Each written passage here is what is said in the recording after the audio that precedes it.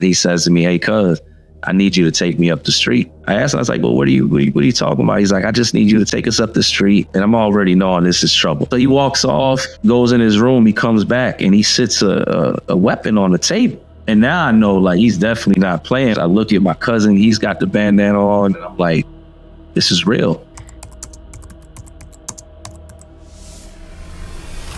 I was somebody that grew up fairly normal. I was adopted, but I was adopted by two loving parents and grew up in a house on a cul-de-sac, and life was generally normal. And then we ran into what could be considered some normal problems as a family. And my mom and dad, they had some issues and they decided to separate. My neighborhood changed at around that time because dad was out the household, trying to figure things out. Mom was working, as hard as she could to keep a roof over our head. And we went from living in a cul-de-sac to moving to a townhouse, then moving into an apartment, and then an even worse area of town, an apartment. 7 apartment complexes in one, and gang infested, and just not a place a young man should necessarily be. I was one of the pretty popular kids. I usually got picked first or second at gym class and got along with everybody. And that probably was because I was raised in a multicultural household. Also, scholastically, I always got good grades. I was always honor roll or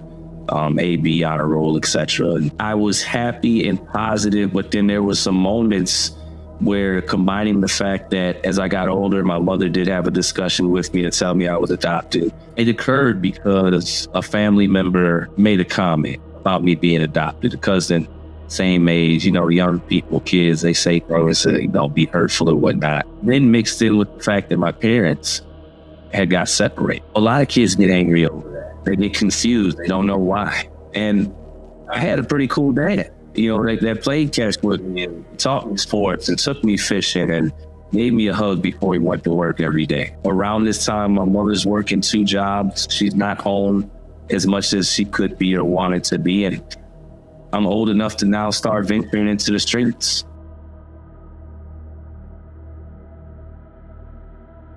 Fights started happening up until the point that I got kicked out of high school. They had tried to help in whatever way a school system could try to help back then with mental health, but nobody really knew what was going on inside of me. And nobody really would know until I was 37 years old. I was given the opportunity to go to this place called Lincoln's Challenge Program, which was like an alternative route.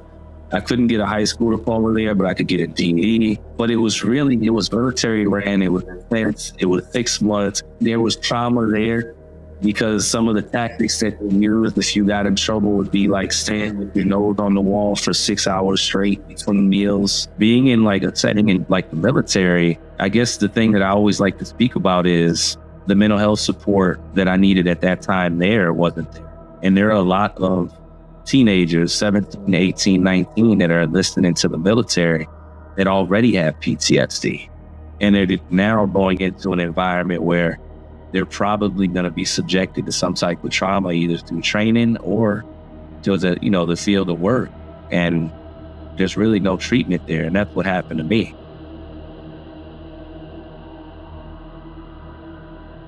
Many of us run to the military or to certain opportunities when given the chance to because we want to escape certain traumas, but we haven't processed that trauma. So we're not able to be successful in that opportunity going forward because we bring the past into the present. And that's what happened to me. A lot of us to identify why I was fighting, why I was angry. So when I was given the opportunity to go into the military, that same anger was there and it still manifested. And to the point where I was booted, from the military and given a general discharge under honorable conditions because my off-base conduct was not favorable and not honorable. I was getting into fights and, causing mischief out there. A week prior, I got pulled over by the police. And actually the girl that I was dating with at the time got pulled over. I was in the passenger side. And we kind of got caught in an Italian neighborhood, and she was an Italian girl.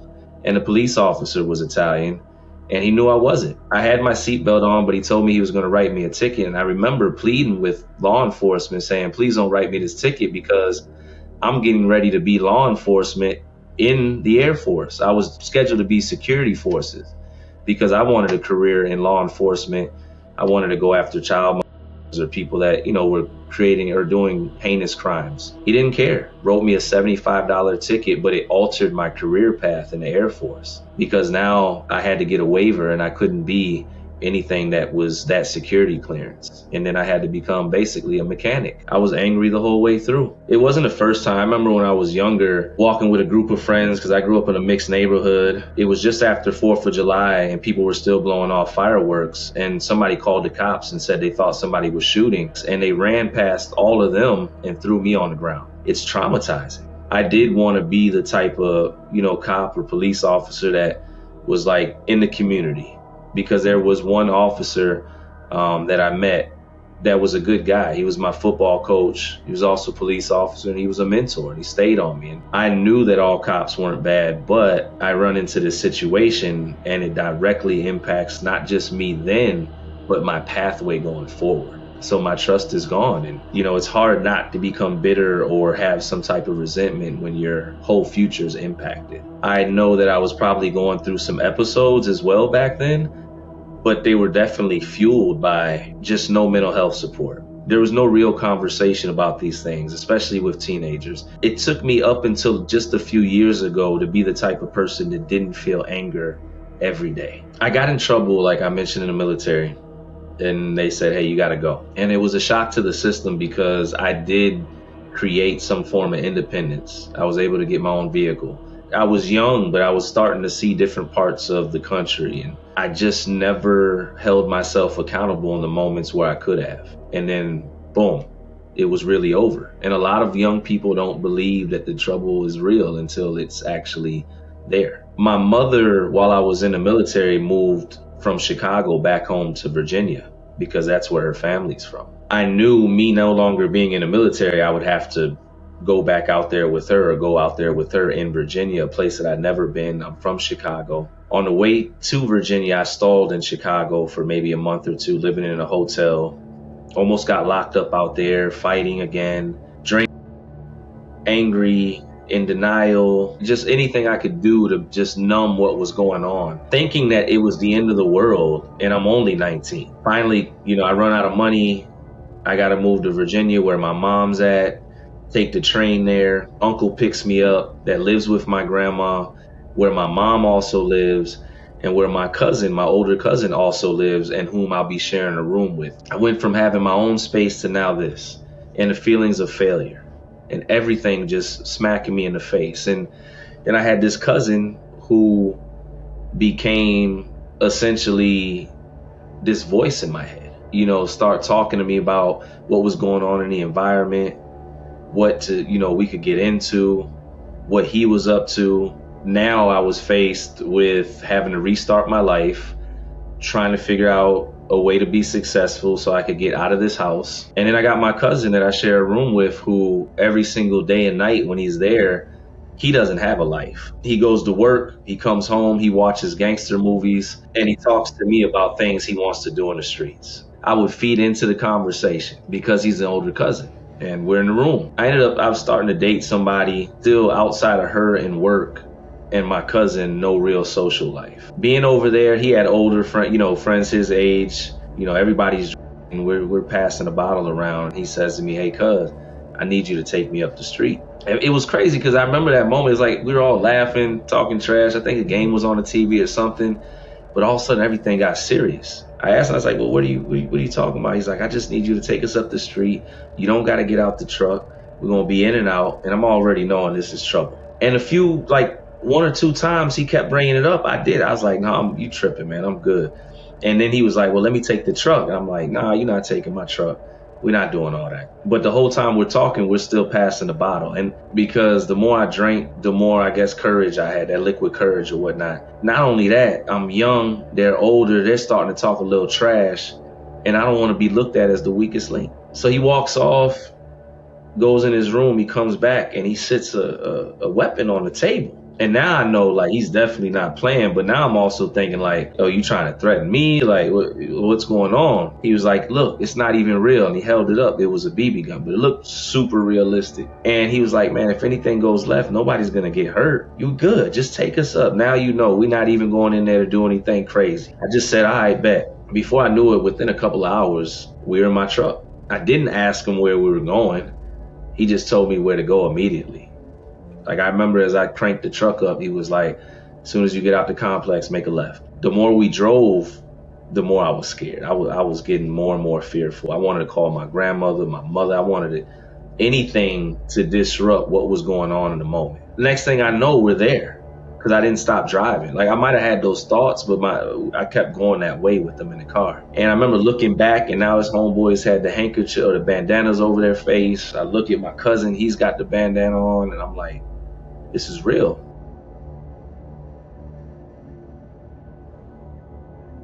Next thing I know, he says, park here. They run off into the darkness, wherever they go. I'm trying to see where they're at. I'm praying.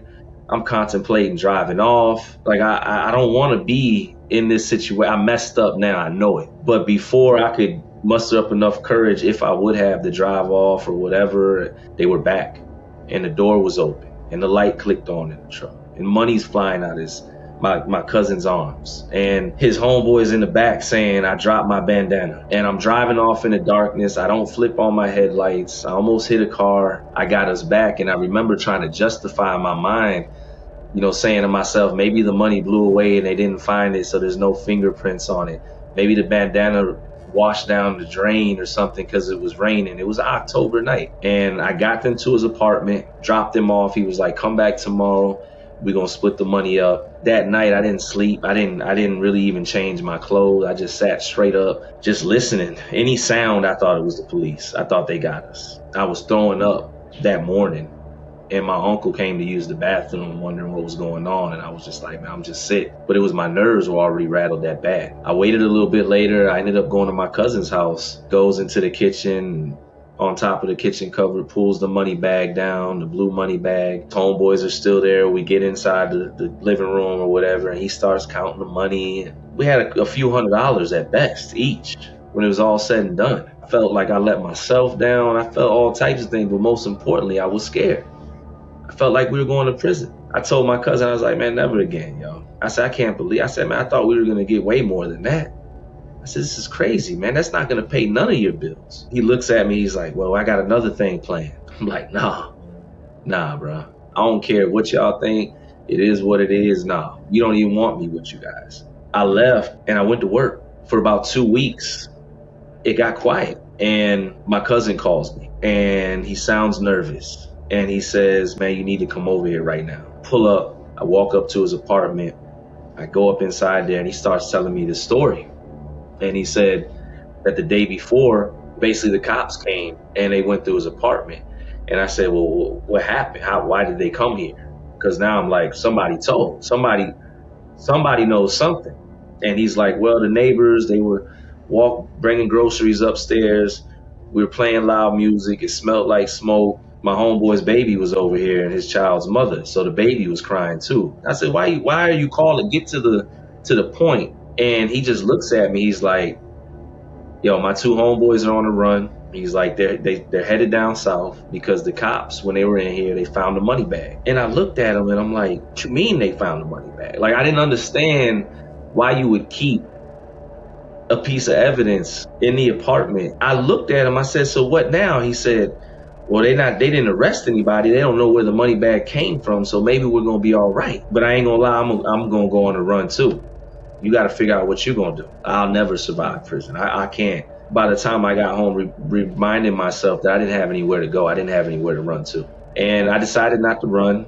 And I'm sitting there in my grandmother's living room. My grandmother's old school. Like, I looked out the door and there was these 2 older white gentlemen there. And I opened the door, and immediately before they even said anything, they held up a picture, photocopied or Xeroxed or whatever, of my cousin who had been hogtied after trying to rob a restaurant. They came to tell me that I was going to get indicted, and they even made a request and said, if you go on a run, go somewhere warm so we can take a vacation after we get you. And then they literally, after they make this statement, they walk off. I close the door. My grandmother's walking towards me, and I say, oh, it was nobody. Next thing I know, one day I'm driving me and my mom home from work. My grandmother's screaming. She's like, what did you do? The police were here. They were looking for you. And I looked at my mother immediately and I said, I got to turn myself in. My mother starts screaming. She don't know. She doesn't understand what's going on. I've never been in trouble like this before. And next thing I know, we're in the car and we're driving. I wasn't going to sit there and wait for them to come back and cause more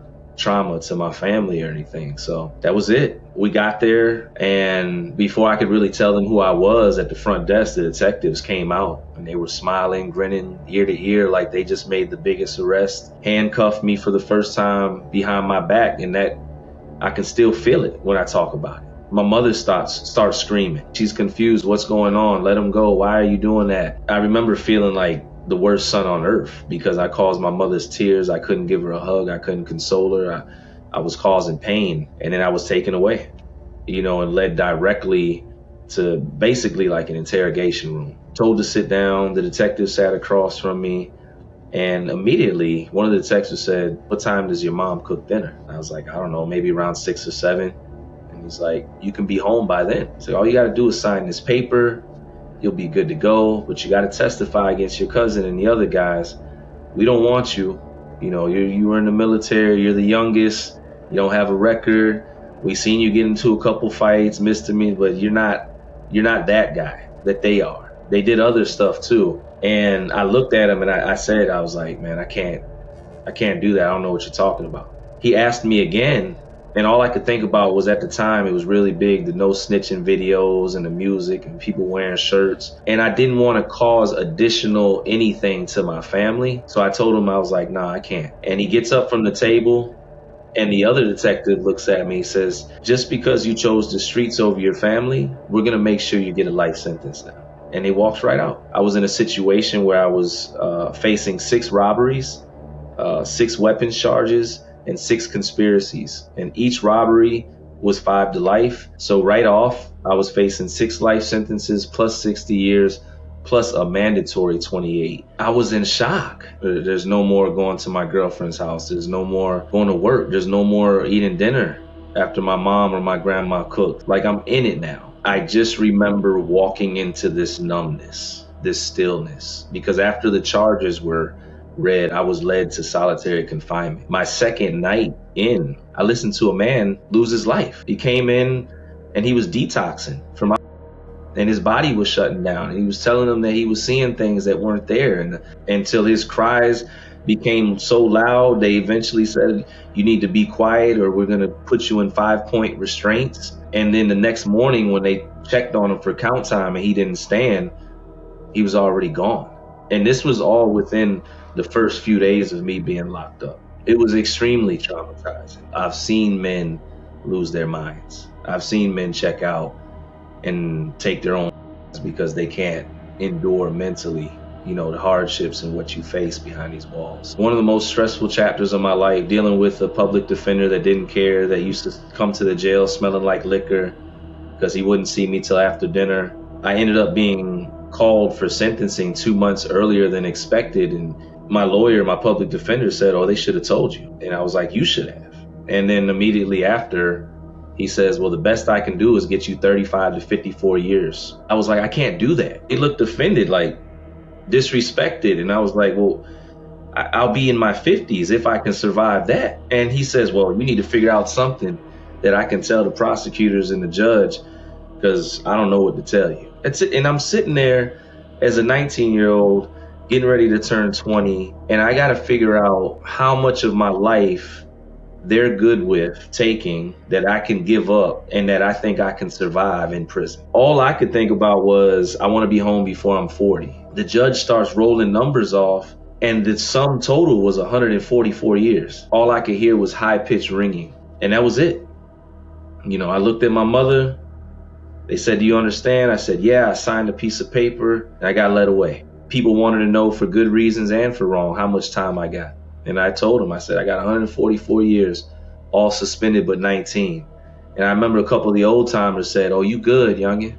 You going home. Don't forget that. Some of us ain't never gonna make it." For whatever it's worth, prison is different than jail. It's a totally different world. The counselor looks at me and says, "You're going to a level 4.